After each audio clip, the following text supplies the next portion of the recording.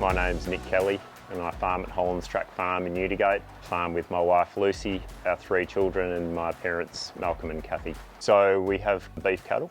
We've got a small number of sheep and we're just in the process of growing that enterprise. We currently have 3,500 laying hens and we're growing a variety of crops, growing wheat and barley and oats and some legumes and cereal rye and some perennials as well. In the long term, we're looking at the direct market of beef and perhaps lamb as well. And the eggs, they're going into the metropolitan area. They're organic, free-range pastured eggs. I'd like to have more connection with the customers and the consumers, so we would be selling into perhaps smaller retail outlets that we have a direct relationship with, mostly via the eggs at this stage. 100% of our grain at the moment is going back through our egg laying enterprise, trying to close that loop. We're growing mostly multi-species grain mixes. All of our cropping is a zero-till system, no chemicals or fertilisers either. We're using the hens in our rotation for natural fertilisation. We're growing our annual crops into a perennial pasture base. We're really trying to sequester as much carbon as we can and close that nutrient cycle and to try and put as many of our nutrients back through the system as we can and really be independent of chemicals and fertilisers. On one hand, we're using the time grazing or holistic management of cattle, of our livestock, and the hens are farmed in very much the same manner, high impact for a very short space of time.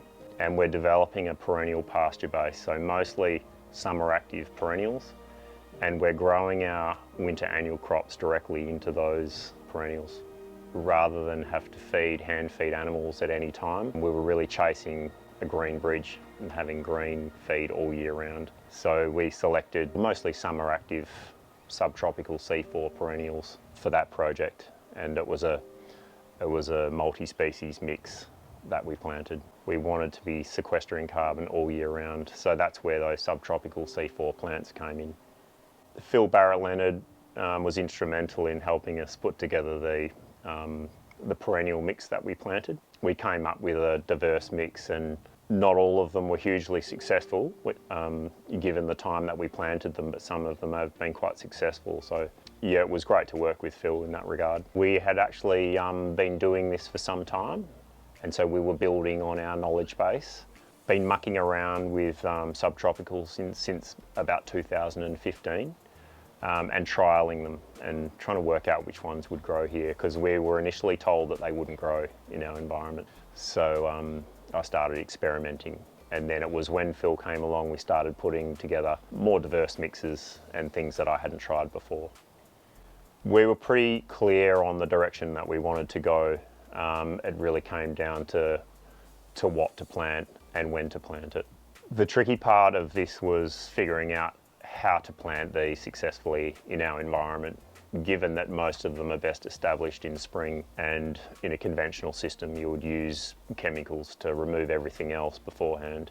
We put them in summer after everything had senesced naturally and our paddocks were already, or the winter annuals were already dead. There was a lot of groundwork and trial and error that had gone before nailing the correct mix and how to plant it in our system, which had been changing considerably since I first started trialling perennials in 2015. So we were putting in the perennials in that summer period, and that's become our cropping ground. It's where our annual crops are the most successful, following the summer active perennials. This is a system that requires time for those perennials to become established, time for them to change the soil and sequester carbon and to change the environment. But I'm relatively happy with the strike and the germination of the perennials. We didn't see as many of the broadleaves as I would have liked.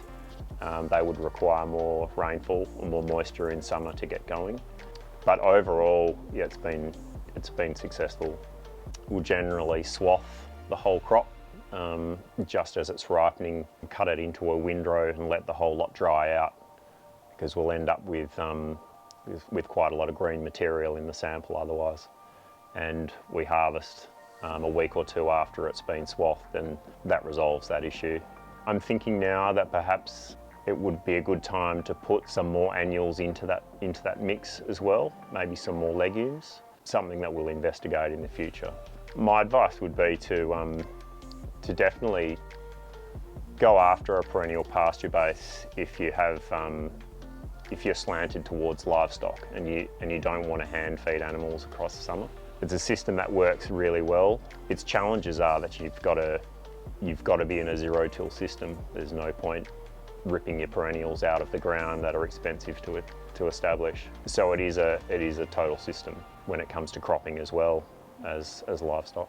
And it's a direction we'll keep going in. We'll keep establishing more perennials across the farm.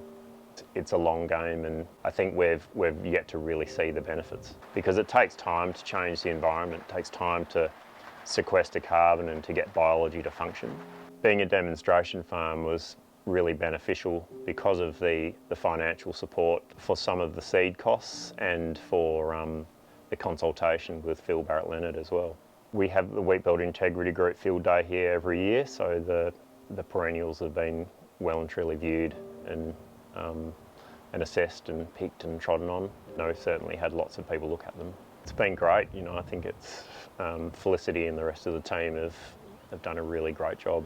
What I'd like to see is enough impact on soil with a system fully functional of a perennial pasture base and holistically managed livestock, where we can grow really good annual winter crops as well. So not just average crops, but to see them competitive with a conventional system.